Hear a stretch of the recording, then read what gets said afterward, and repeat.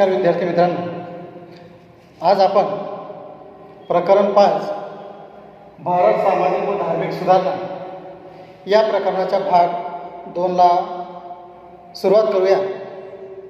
भाग 1 मध्ये आपण बघितलं की भारतामध्ये ज्या काही अंधश्रद्धा, रूढी, परंपरा होत्या, या परंपराच्या भारतीय लोकांमध्ये किती मोठ्या प्रमाणात त्याचा पगडा बसला होता.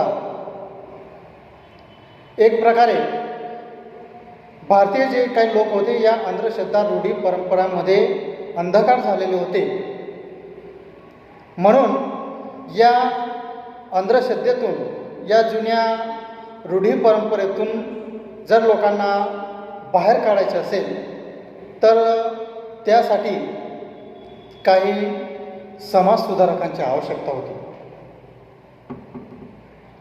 कारण दिवसेंदिवस जो काही भारतीय समाज होता, हा भारतीय समाज या ज्या काही अंधश्रद्धा असतील, रूढी असतील, जातीभेद असेल, उच्च नीचतेच्या ज्या काही भ्रामक कल्पना होत्या, या मोठ्या प्रमाणावर लोकांच्या मनात बिंबलेल्या होत्या.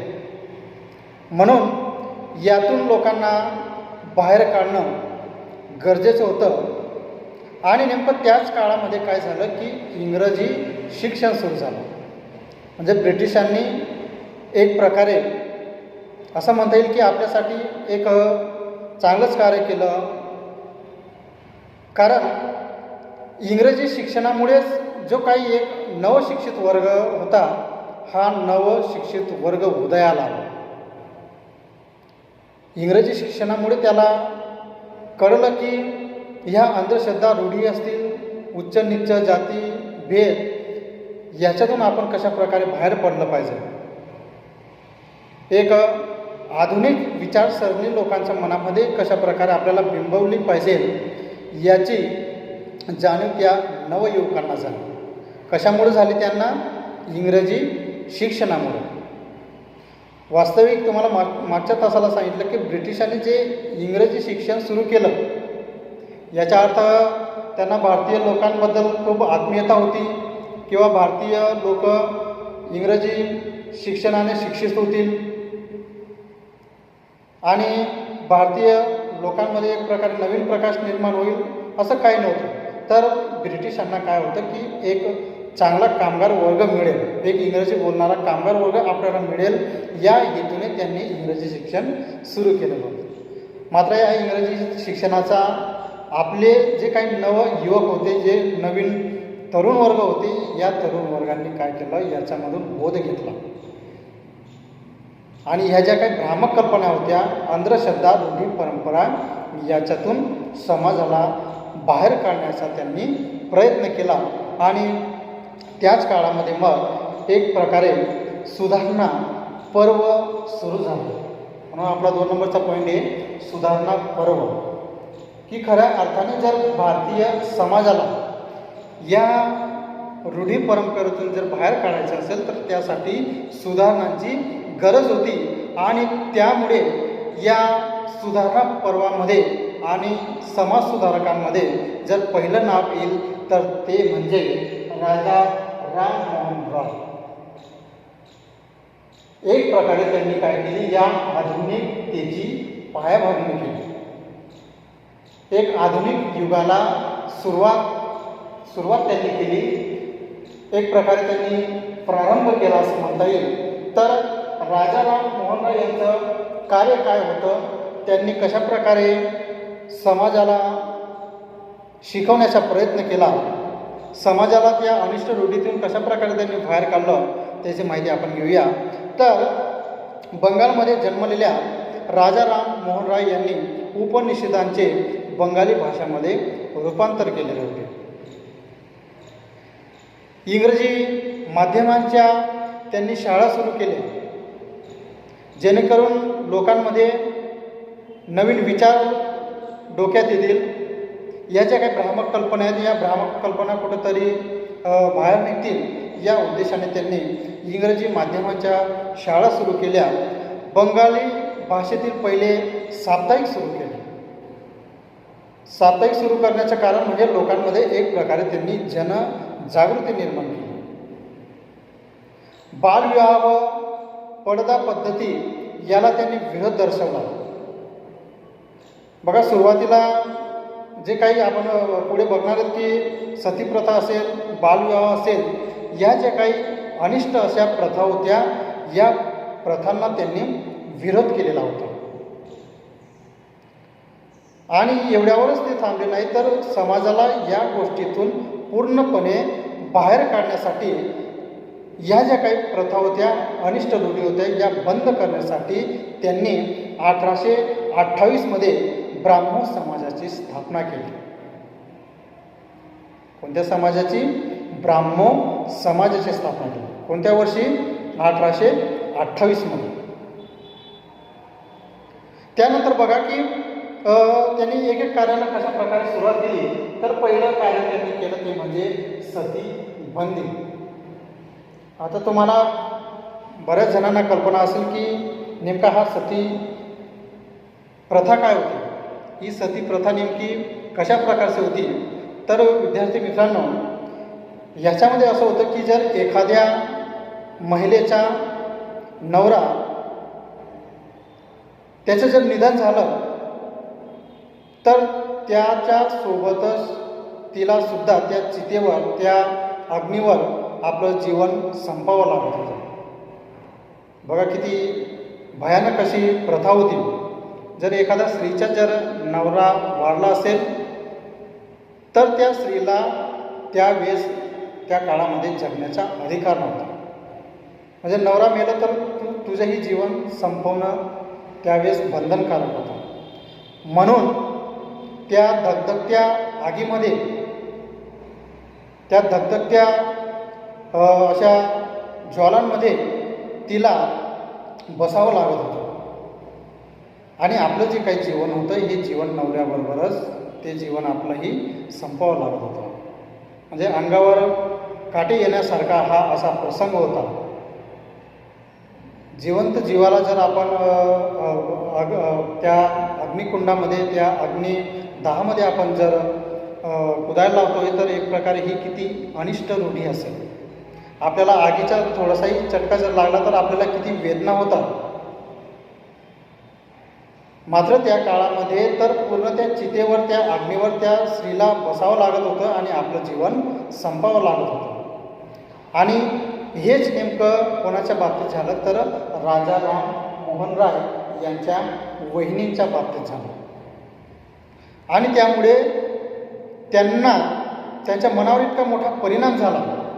त्यांनी ही जी काही गोष्ट होती, ही गोष्टी इतकी मनावर घेतली की ही जी काही प्रथा असेल, ही प्रथा कोणत्याही पद्धतीने बंद केली गेली पाहिजे. कारण त्यांनी आपल्या वहिनीला सती जाताना पाहिलं होतं. त्या धगधगत्या आगीमध्ये, त्या धगधगत्या ज्वालांमध्ये त्यांच्या वहिनीला त्यांच्या भावासोबतच जीवन संपावं लागलं होतं. म्हणून ह्या ज्या काही गोष्टी होत्या, या गोष्टींचा इतका मोठा परिणाम त्यांच्या मनावर झाला की त्यांनी एक प्रकारे ही जी काही सती प्रथा होती, ही सती प्रथा बंद करण्याचा त्यांनी निर्णय घेतला. आणि म्हणून त्यांनी काय केलं, 1829 साली, नीट लक्ष द्या, सती बंदी प्रथा जी होती ही 1829 साली त्यांनी बंद केली. आणि एक प्रकारे स्त्रीचं जे काही स्त्री जीवनातल्या जे काही सुधारणा असतील, ही सुधारणा एक महत्त्वाची सुधारणा मानली जात असते. स्त्रीच्या आयुष्यामधली जी काही सुधारणा होती, त्याला आपण असं म्हणूया की एक प्रकारे स्त्रीचं जे काही जीवन होतं, या जीवनाला एक प्रकारे नवीन वळण लागलं. एक स्त्रीच्या जीवनामध्ये सुधारणा केली, स्त्रियांमध्ये एक प्रकारे नवीन त्यांनी बदल केला. तर ही जी काही प्रथा होती, ही प्रथा बंद पाडण्यासाठी त्यांनी सरकारला पत्र लिहिले. ही काही सहज बंद झाली नाही. या बंद करण्यासाठी त्यांना बरेचसे प्रयत्न करावे लागले. त्यावेळेस त्यांनी काय केलं की या सती प्रथेविरुद्ध त्यांनी सरकारला पत्र लिहिण्याचे धाडस केले आणि सरकारला त्यांनी पटवून दिले. त्याच्यामध्ये त्यावेळेसचे जे काही गव्हर्नर होते त्यांचं नाव होतं जनरल लॉर्ड विल्यम बेंटिंक. यांना त्यांनी ही जी काही सती जाण्याची धर्म कर्तव्य होतं हे कर्तव्याचं त्यांना जाणीव करून दिली. एक प्रकारे ही प्रथा कशा प्रकारे अनिष्ट आहे, किती अन्यायकारक आहे हे त्यांनी कोणाला पटवून दिलं, त्यावेळेस जनरल लॉर्ड विल्यम बेंटिंक यांना सविस्तरपणे पटवून दिलं. आणि म्हणून 1829 साली जनरल जो लॉर्ड विल्यम बेंटिंक होते यांनी ही जी काही सती प्रथा होती ही सती प्रथा शेवटी 1829 साली बंद केली. आणि एक प्रकारे ही जी काही सुधारणा पर्व होती या सुधारणा पर्वाला सुरुवात झाली असं आपल्याला म्हणता येईल. त्याचबरोबर ते इथंच थांबले नाही तर अजून ज्या समाजामध्ये अनिष्ट रूढी होत्या, ज्या प्रथा होत्या, या प्रथा बंद करण्यासाठी त्यांनी काय केलं, ब्राह्मो समाजाची स्थापना केली. आपण सविस्तर बघणार आहोत की ब्राह्मो समाजाने अजून कोणकोणते कार्य केलेले होते, याची स्थापना केव्हा झाली हे पुढे आपण बघणार आहोत. मात्र ही जी काही अनिष्ट रूढी होत्या, प्रथा होत्या, यांना बंद करण्यासाठी त्यांनी या ब्राह्मो समाजाची स्थापना केली आणि या ब्राह्मो समाजातून त्यांनी लोकांना पटवून दिले, लोकांमध्ये जनजागृती करून दिली की ह्या ज्या काही अनिष्ट रूढी आहेत, प्रथा आहेत, या कशा प्रकारे अन्यायकारक आहेत. म्हणून हे जे काही समाज सुधारकामध्ये पहिलं जे काही नाव घेतलं जातं ते म्हणजे राजाराम मोहन राय यांचं. याच कारणासाठी त्यांचं नाव घेणं गरजेचं असतं आणि त्यांचं नाव पहिल्या क्रमांकावर येत असतं. त्याचबरोबर पुढे काय झालं की मुघल बादशाह जो काय होता त्यांनी राजाराम मोहन राय यांचं कार्य बघितलं आणि ह्या कार्याची भेट म्हणून त्यांनी काय केलं तर राजाराम मोहन राय यांना राजा ही पदवी बहाल केली आणि म्हणून त्यांना काय म्हटलं जातं, राजा राम मोहन राय. कोणी दिला हा किताब तर त्यावेळेचा जो काही मुघल बादशाह होता, या मुघल बादशाहाने राजाराम मोहन राय यांची कामगिरी बघितली, त्यांचं कार्य बघितलं आणि त्यांच्या कामगिरीवर खुश होऊन त्यांना राजा हा किताब बहाल केला. कोणत्या वर्षी 1830 साली हा किताब राजाराम मोहन राय यांना बहाल करण्यात आला. तर अशा प्रकारे जे काही राजाराम मोहन राय यांचं समाज सुधारण्याचं कार्य होतं हे कार्य खूप मोठं होतं. आणि एवढंच नव्हतं तर त्यांनी युरोपामध्ये जाऊन आपलं जे काही हिंदुस्थान होता, आपला जो काही भारत होता, या भारताची जे काही महत्त्व होतं हे महत्त्व पटवून दिलं. एक प्रकारे युरोपियांना भारत काय आहे याची जाणीव करून दिली. म्हणून राजाराम मोहन राय यांचं जे काही कार्य होतं हे कार्य अतिशय उल्लेखनीय असं कार्य मानलं जात होतं.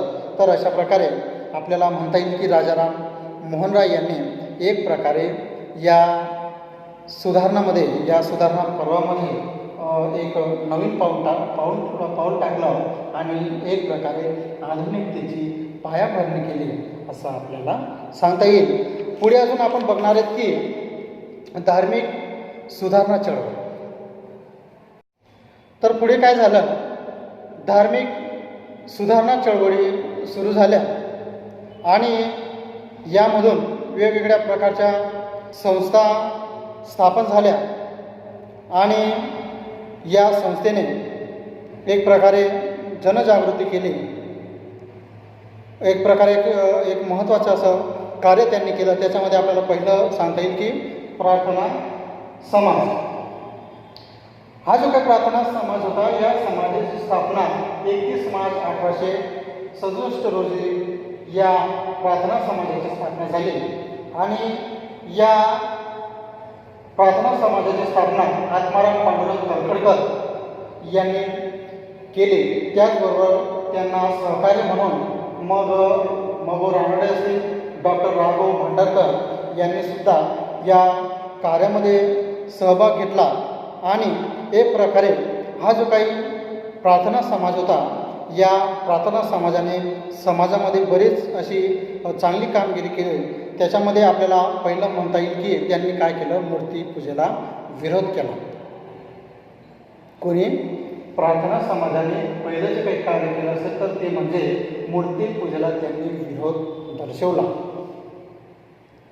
त्याचबरोबर एकेश्वर वादाचा पुरस्कार त्यांनी केला. जे काही कर्मकांड होते या कर्मकांडाला त्यांनी विरोध केला. म्हणजे पूजा असेल, अर्चा असेल, या गोष्टींना त्यांनी काय केला, विरोध केला. आणि अनाथालये, स्त्री शिक्षण संस्था आणि कामगारांसाठी रात्र शाळांची स्थापना केली. बघा किती महत्त्वपूर्ण कार्य त्यांनी केलेलं होतं की जो काही अशिक्षित वर्ग होता, ज्यांचं कोणीच नव्हतं, त्यांच्यासाठी अनाथालय केंद्र त्यांनी सुरू केले. त्या काळामध्ये स्त्री शिक्षणाला बंदी होती, तरीसुद्धा त्यांनी एक स्त्री शिक्षित झाली पाहिजे, स्त्रीलासुद्धा शिक्षणाचा हक्क मिळाला पाहिजे, यासाठी त्यांनी स्त्री शिक्षण संस्था आणि कामगारांसाठी रात्र शाळांची स्थापना केली. कामगारांसाठी रात्र शाळांची स्थापना का केली? कारण कामगार जो होता, हा कामगार दिवसभर तो आपल्या कामामध्ये व्यस्त असायचा. कुठंतरी त्याला उदरनिर्वाहासाठी तो नोकरी करायचा, चाकरी करायचा, कुठंतरी तो आपला उद्योग व्यवसाय असेल या व्यवसायामध्ये तो गुंतलेला असायचा. आणि त्यामुळे हा जो काही कामगार वर्ग होता, या कामगार वर्गाला शिक्षित करण्यासाठी त्यांनी रात्र शाळांची स्थापना केली. त्याचबरोबर त्या काळामध्ये स्त्री पुरुष हा जो काही भेद होता, हा भेद मोठ्या प्रमाणावर होत होता, म्हणून त्यांनी स्त्री पुरुष समानतेची चळवळ सुरू केली. बघा, एक एक कारण व्यवस्थित लक्षात घ्या. सुरुवातीला त्यांनी काय केलं, मूर्ती पूजेला त्यांनी विरोध दर्शवला, एकेश्वरवादाचा पुरस्कार केला, कर्मकांडाला त्यांनी विरोध केला, जी अनाथालय होती अनाथालयांची स्थापना केली, स्त्री शिक्षण संस्था उभारल्या, जे कामगार होते या कामगारांसाठी रात्र शाळांची स्थापना केली आणि स्त्री पुरुष समानतेची चळवळ त्यांनी सुरू केली. आणि त्याचबरोबर महत्त्वाचं कार्य म्हणजे जातीभेदाला विरोध केला. कारण त्या काळामध्ये जातीभेदेचा मोठा पगडा लोकांवर निर्माण झालेला होता. उच्च नीच अशी जी काही भ्रामक कल्पना होती, तो उच्च जातीच्या तो नीच जातीच्या ह्या ज्या काही प्रथा होत्या किंवा अशी काही जी संकल्पना होती लोकांमध्ये, ती त्यांनी पूर्णपणे बंद करण्यासाठी एक प्रकारे जातीभेदाला विरोध केला आणि ऐहिक जीवनाला त्यांनी प्राधान्य दिलं. अशा प्रकारे हा जो काही प्रार्थना समाज होता, या प्रार्थना समाजाने एक प्रकारे या चळवळीमध्ये, धार्मिक सुधारणाच्या चळवळीमध्ये महत्त्वाची कामगिरी केली असं आपल्याला म्हणता येईल. त्यानंतर पुढचा जो काही समाज आहे तो म्हणजे सत्यशोधक समाज. तर सत्यशोधक समाजाने सुद्धा या धार्मिक सुधारणामध्ये महत्त्वाची कामगिरी केली होती. तर आपण सत्यशोधक समाजाची माहिती घेऊया. तर सत्यशोधक समाज या समाजाची स्थापना इसवी सन 1873 झाली आणि या सत्यशोधक समाजाचे संस्थापक होते ते म्हणजे महात्मा ज्योतिराव फुले. यांनी सुद्धा एक प्रकारे समाजाला जागृत करण्यासाठी खूप मोठे प्रयत्न केले होते. समाजाला जागृत करण्यामध्ये सत्यशोधक समाजाचे योगदान खूप मोठे होते असं आपल्याला म्हणता येईल. म्हणजेच एकंदरीत आपल्याला ही जी काही धर्म सुधारणा चळवळ होती, या चळवळीमध्ये सत्यशोधक समाजाचं जे काही महत्त्व होतं, हे महत्त्वसुद्धा अग्रगण्य होतं. मग आता या समाजाने काय काय कार्य केलं, तर एकेश्वरवादाचा पुरस्कार केला. जे आपण प्रार्थना समाजामध्ये बघितलं तोच मुद्दा त्यांनी इथं पण घेतला होता की एकेश्वरवादाचा त्यांनी पुरस्कार केला. त्याचबरोबर वेद व पुराणांचे प्रामाण्य त्यांनी नाकारले. एकेश्वरवादाचा पुरस्कार तर केलाच, पण त्याचबरोबर जे वेद होतं, पुराण होतं या पुराणांचं प्रामाण्य त्यांनी नाकारलं होतं. त्यांना या गोष्टींवर विश्वास नव्हता आणि म्हणून त्यांनी या गोष्टींना विरोध केला. विवेचक बुद्धी प्रामाण्याला त्यांनी प्राधान्य दिलं. पुरोहितांच्या वर्चस्वाला व मध्यस्थीला त्यांनी विरोध केला. कारण त्या काळामध्ये पुरोहितांचं इतकं महत्त्व होतं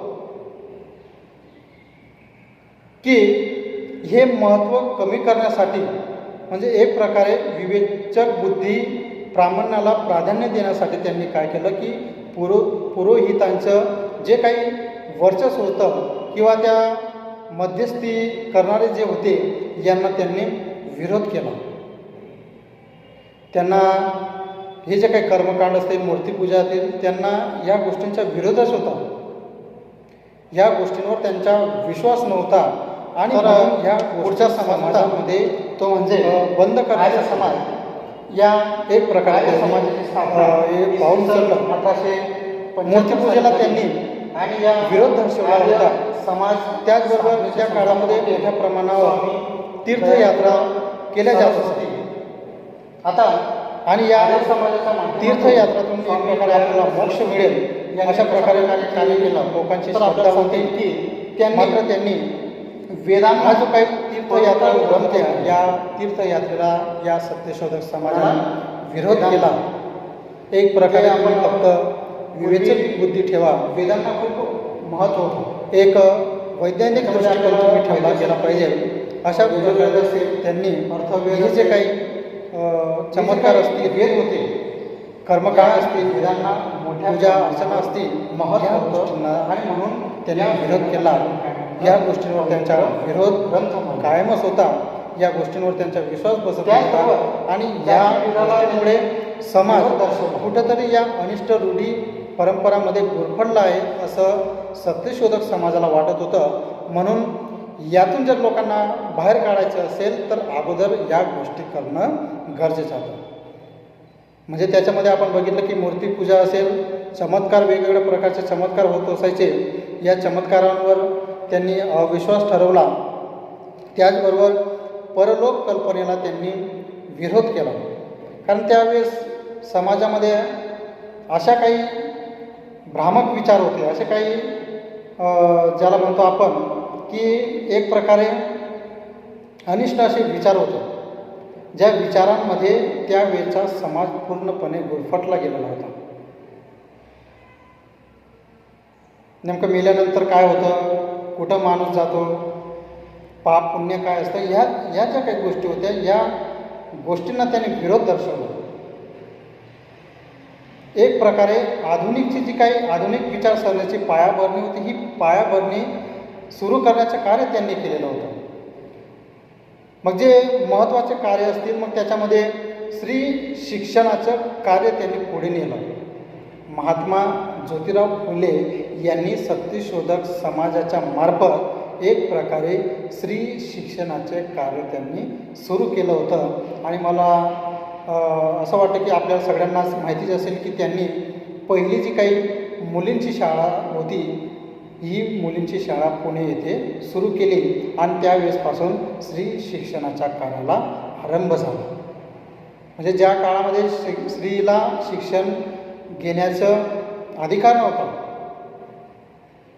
स्त्री शिक्षण घेणं त्यावेळेस स्त्रीला बंदी होती, या काळामध्ये सत्यशोधक समाजाने म्हणजे महात्मा ज्योतिराव फुले यांनी पुण्यामध्ये मुलींसाठी स्वतंत्र शाळा उघडली आणि त्या शाळेमध्ये आपल्या स्वतःच्या ज्या काही पत्नी होत्या सावित्रीबाई फुले यांना शिक्षिका म्हणून त्यावेळेस नेमलं होतं.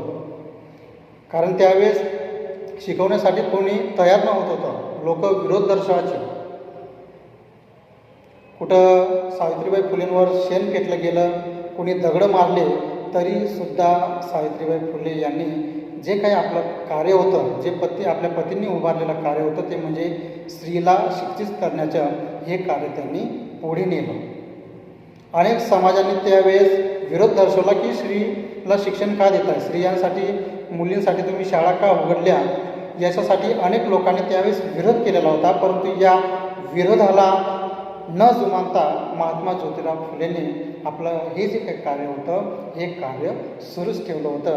म्हणून सत्यशोधक समाजाचं या धर्मसुधारणा चळवळीमध्ये एक महत्त्वाचं तर या धर्मसुधारणेमध्ये पुढचा जो काही समाज आहे तो म्हणजे आर्य समाज. या आर्य समाजाची स्थापना सन 1875 साली झाली आणि या आर्य समाजाचे संस्थापक होते स्वामी दयानंद सरस्वती. तर आपल्याला या आर्य समाजाच्या माध्यमातून स्वामी दयानंद सरस्वतींनी कोणत्या प्रकारचे कार्य केलं त्याची माहिती आपण घेऊया. त्याच्यामध्ये पहिलं त्यांनी कार्य केलं ते म्हणजे वेदांना पवित्र ग्रंथ त्यांनी मानले. कशाला? वेदांना. मग ते आपल्याला माहितीच असेल की अर्थवेद असेल, सामवेद असेल, यजुर्वेद असतील, हे जे काही वेद होते या वेदांना एक प्रकारे त्यांनी काय मानलं? पवित्र ग्रंथ मानलं. त्याचबरोबर जातीभेदाला त्यांनी विरोध दर्शवला. ज्याप्रमाणे प्रार्थना समाज असेल, सत्यशोधक समाज असेल यांनी जसं जातीविरोध दर्शवला त्याचप्रमाणे त्यांनी आर्य समाजाने सुद्धा या जातीभेदाला विरोध दर्शवलेला होता. त्याचबरोबर स्त्री शिक्षणाचे कार्य यांनीही सुरू केलं. म्हणजे त्यावेळेस बघा कशा प्रकारे स्त्री शिक्षणाची या समाज सुधारकांची या धर्म सुधारणा चळवळीच्या माध्यमातून त्यांनी प्रयत्न केले. स्त्रीला सुद्धा शिक्षण मिळालं पाहिजे, स्त्रीने सुद्धा पुरुषांबरोबरच खांद्याला खांदा लावून कार्य केलं गेलं पाहिजे.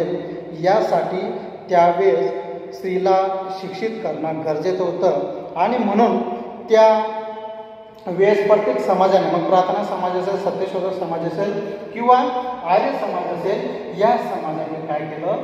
हा जो काही मुद्दा आहे स्त्री शिक्षणाचे कार्य, म्हणजे स्त्री शिक्षणाला त्यांनी महत्त्व दिलेलं होतं आणि स्त्री शिक्षणाच्या कार्याला त्यांनी एक प्रकारे चांगल्या प्रकारे सुरुवात केलेली होती. त्याचबरोबर आर्य समाजाने अजून एक महत्त्वाचं कार्य केलं ते म्हणजे विधवा पुनर्विवाहाचा पुरस्कार केला. आता तुम्हाला माहीत असेल की पूर्वी जर एखादा स्त्रीचा नवरा वारला तर तिला आयुष्यभर विधवेचं जीवन जगावं लागत होतं. म्हणजे तिला दुसरं लग्न करण्याचा अधिकार नव्हता. आणि त्यावेळेस तर जे मुलींचं लग्न लवकर व्हायचं आणि म्हणून जर समजा एखाद्या स्त्रीच्या 18-19 वर्षामध्ये तिचा जर पती वारला तर तिला आपलं जे काही जीवन होतं हे जीवन पूर्ण विधवा म्हणून तिला जगावं लागत होतं. तिला दुसरा लग्न करण्याचा अधिकार नव्हता. म्हणून अशा अनिष्ट जी काही प्रथा होती या प्रथेला आर्य समाजाने विरोध केला होता आणि विधवा पुनर्विवाहाला त्यांनी एक प्रकारे पुरस्कार केला. विधवा पुनर्विवाहासाठी मान्यता मिळावी यासाठी त्यांनी काय केला? प्रयत्न केलेला होता. तर अशा प्रकारे आर्य समाजाचं जे काही योगदान होतं हे योगदानसुद्धा महत्त्वाचं मानलं जात होतं. पुढचा जो काही समाज होता तो म्हणजे ब्राह्मो समाज. याची माहिती आपण मागे घेतलेलीच आहे. ब्राह्मो समाजाची स्थापना इसवी सन 1828 राजाराम मोहन राय यांनी केली. आपण सुरुवातीला ज्यावेळेस भाग 2ला सुरुवात केली त्यावेळेस बघितलं की राजाराम मोहन राय यांचं कार्य किती महत्त्वपूर्ण होतं. त्यांनी सतीबंदी कायदा असेल किंवा बालविवाह असेल या प्रथेला त्यांनी विरोध दर्शवला होता आणि या प्रथा पूर्णपणे बंद करण्यामध्ये त्यांचं मोठं योगदान होतं याची माहिती आपण घेतलेलीच होती. त्याचबरोबर त्यांनी काय केलं? राजाराम मोहन राय यांनी ब्राह्मण समाजाच्या मार्फत आत्मीय सभेच्या माध्यमातून सर्व धर्मातील समान तत्त्वे शोधण्याचा प्रयत्न केला.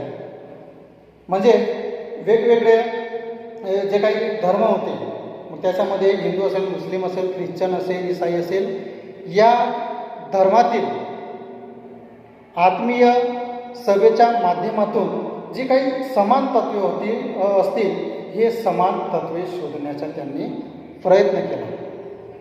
मग हिंदू धर्मामध्ये काय आहे, मुस्लिम धर्मामध्ये काय आहे, ख्रिश्चन धर्मामध्ये काय आहे, यांच्यामध्ये नेमकी समान तत्वे कोणत्या प्रकारचे आहेत हे शोधण्याचा प्रयत्न ब्राह्मो समाजाच्या मार्फत राजाराम मोहन राय यांनी केला होता. त्याचबरोबर त्यांनी एकेश्वरवादाचा पुरस्कारही केला आणि मूर्तीपूजेचा त्यांच्या सुरुवातीपासूनच विरोध होता आणि हा विरोध त्यांनी कायम ठेवलेला होता. अशा प्रकारे आपल्याला ब्राह्मो समाजाचं कार्यसुद्धा सांगता येईल. या धार्मिक सुधारणा चळवळीमध्ये रामकृष्ण मिशन या संस्थेचे सुद्धा एक मोठं योगदान होतं. रामकृष्ण मिशन या संस्थेची स्थापना इसवी सन 1897 मध्ये झाली आणि रामकृष्ण मिशन संस्थेचे संस्थापक होते ते म्हणजे स्वामी विवेकानंद यांनी या रामकृष्ण मिशन संस्थेची स्थापना केली आणि या रामकृष्ण मिशन या स्थापनेतून त्यांनी बरेचसे असे लोक उपयोगी कार्य केलं. त्याच्यामध्ये पहिलं कार्य होतं की त्यांनी लोकसेवेला प्राधान्य दिले. लोकांची सेवा करण्याला त्यांनी काय दिलं, पहिलं प्राधान्य दिले. लोकसेवा हीच त्यांनी आपलं पहिला क्रमांकाचं प्राधान्य त्यांनी दिलं. त्याचबरोबर दुसरं दुष्काळग्रस्तांना मदत केली.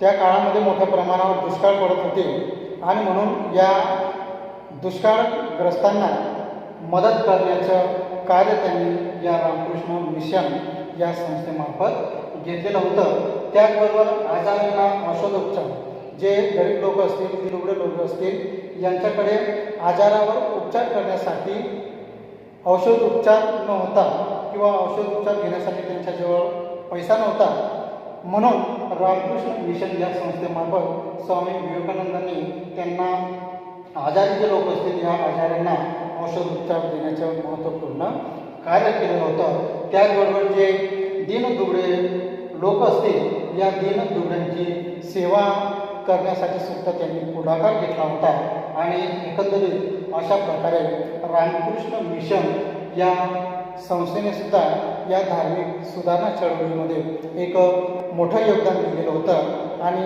या योगदानाच्या माध्यमातून त्यांनी जनसेवेला, लोकसेवेला प्राधान्य दिलं. दुष्काळग्रस्त जे लोक होती, दुष्काळग्रस्त जो काही भाग होता या भागाला त्यांनी मदत केली. जे आजारी असतील या आजारांना त्यांनी औषधोपचार केला. दीन दुबळ्यांची सेवा करण्याला त्यांनी प्राधान्य दिला आणि अशा प्रकारे ही जी काही धार्मिक सुधारणा चळवळ होती या धार्मिक सुधारणा चळवळीने वेगवेगळ्या माध्यमातून त्यांनी समाजाला जनजागृत केलं, समाजाला जागृत करण्याचा प्रयत्न केला. एक नवीन विचारांची चळवळ सुरू केली. त्याच्यामध्ये आपण बरेचसे संस्था बघितल्या. त्याच्यामध्ये प्रार्थना समाज असेल, सत्यशोधक समाज असेल, आर्य समाज असेल, ब्राह्मो समाज असेल आणि रामकृष्ण मिशन असेल, यासारख्या या धार्मिक सुधारणा चळवळीने एक मोठं योगदान समाज सुधारणामध्ये दिलेलं होतं. अशा प्रकारे आपल्याला धार्मिक सुधारणा चळवळी हा जो काही मुद्दा आहे हा मुद्दा इथं आपला संपलेला आहे आणि पुढच्या जो काही भाग असेल त्याला आपण लवकरच सुरू करूया. तोपर्यंत इथं थांबूया. नमस्कार.